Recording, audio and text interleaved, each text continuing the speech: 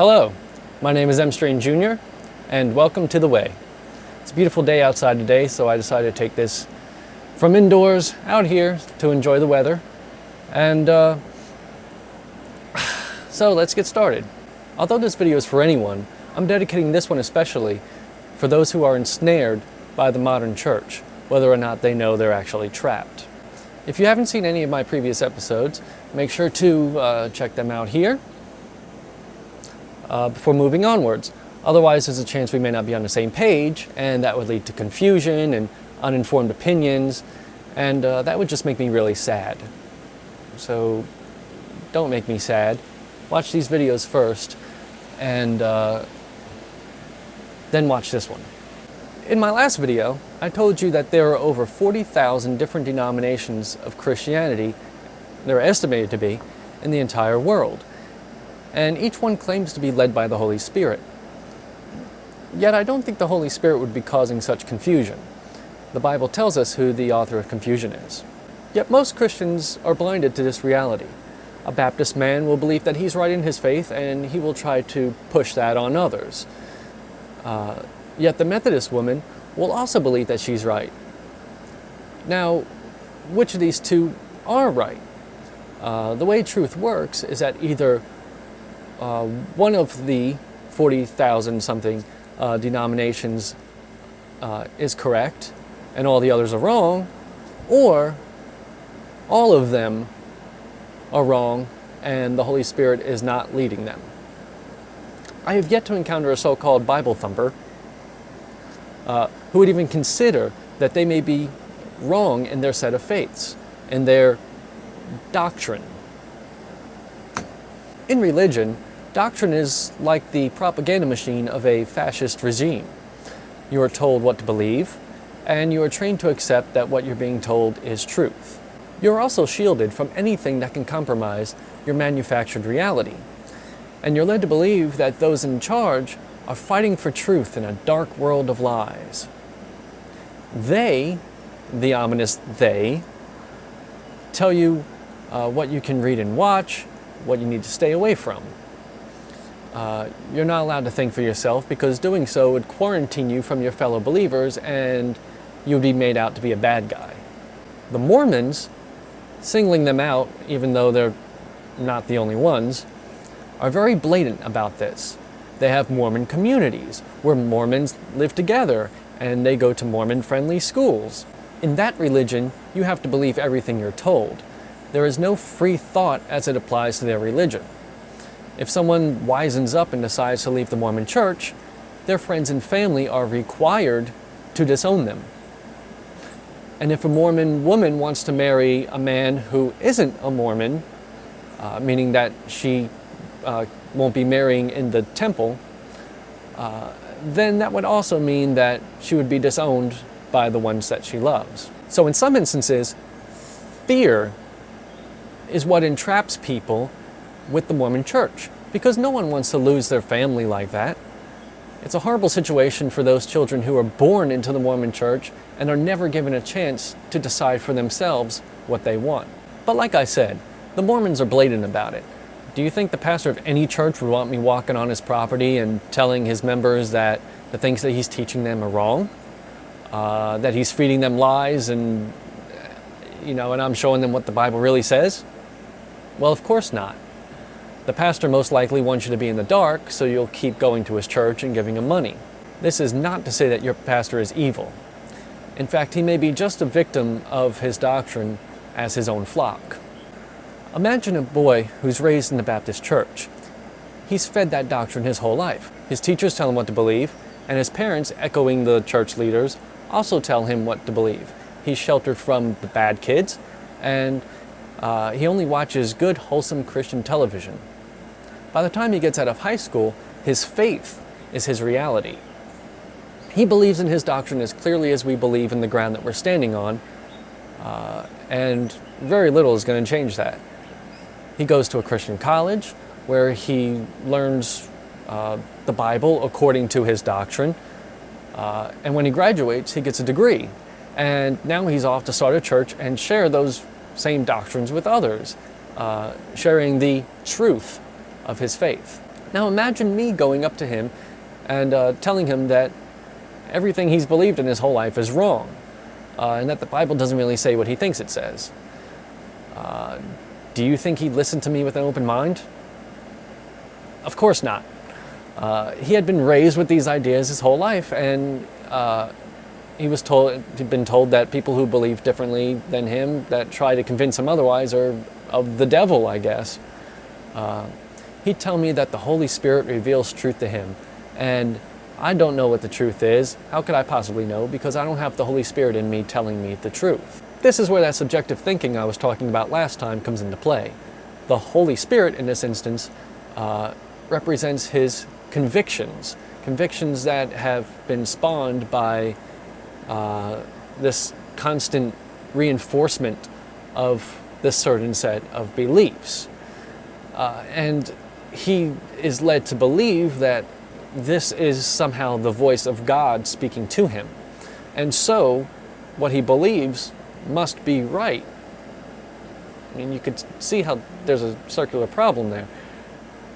And this is why there are so many different denominations based off of the same book.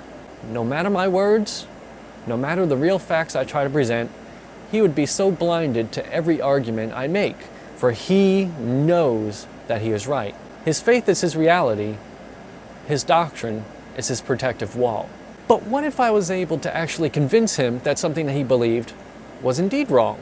Then he would have to admit that he may not have known everything to begin with, and that a lot of other things too may be wrong. And after that, he begins questioning his entire life, and basically his whole world falls apart. It's that whole domino effect. That wall of security that had been built around him would just crumble away. He would have to admit that his whole life has really been just a series of lies. And he would have to consider that he was deceived, and that the Holy Spirit didn't talk to him. Now let me ask you, who wants this? Who wants to find out that everything they know is a lie, and that they've been wrong their whole life? And not only so, but that they've been unwittingly working for the enemy, spreading the deception to others? The answer? Very, very few. As it turns out, the main enemy of doctrine is the Bible itself.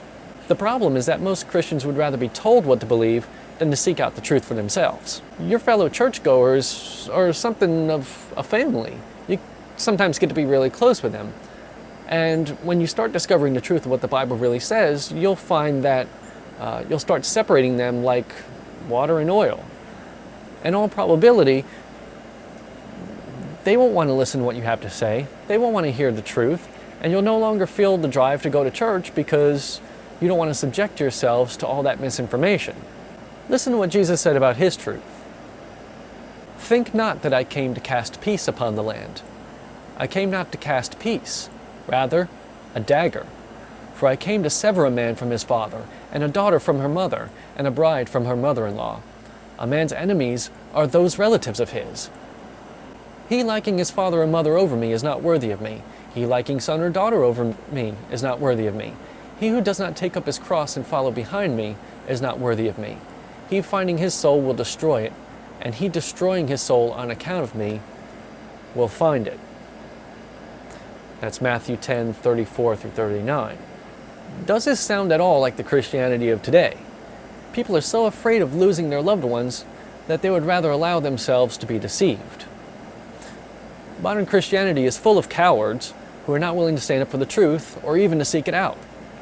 Folks just want everything to be happy and to walk around with smiles on their faces and just be oblivious to the harsh realities of the world.